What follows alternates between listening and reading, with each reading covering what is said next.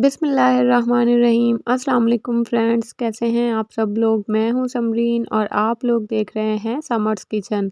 Mini आलू समोसा को बहुत ही क्यूट और एक नए अंदाज में तैयार करेंगे। रमज़ान स्पेशल में आज आपके साथ आलू चिकन समोसा की बहुत ही ज़बरदस्त और यूनिक रेसिपी शेयर करूंगी, जिसको बनाकर आप लोग फ्रीज़र में स्टोर भी कर सकते हैं और अपनी इफ्तारी के दस्तरखान की शान भी बढ़ा सकते हैं।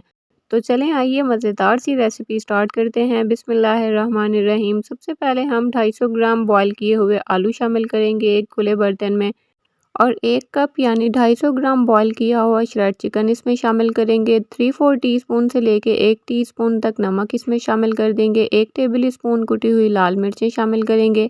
हाफ़ टी स्पून काली मिर्चें शामिल करेंगे। 1 टीस्पून इसमें चिकन पाउडर शामिल करेंगे। अब इसमें एक छोटे साइज़ की प्याज को बारीक चॉप करके शामिल करेंगे और थोड़ी सी इसमें हरी प्याज भी चॉप की हुई शामिल करेंगे।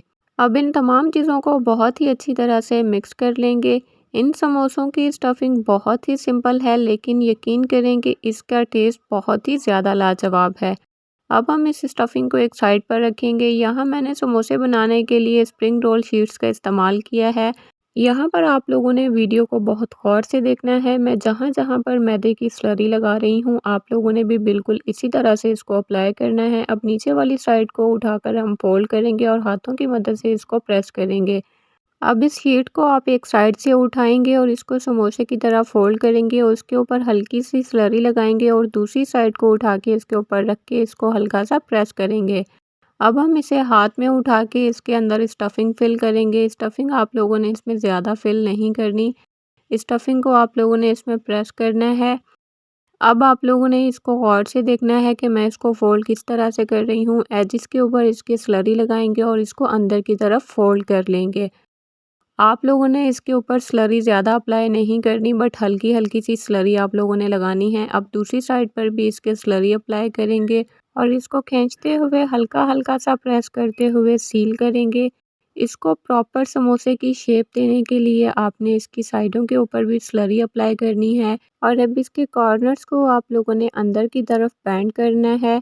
तो यहाँ पर हमारा बहुत ही क्यूट और यूनिक समोसा बनकर तैयार है। इसी स्टेप को फॉलो करते हुए आपने तमाम समोसे तैयार कर लेने हैं।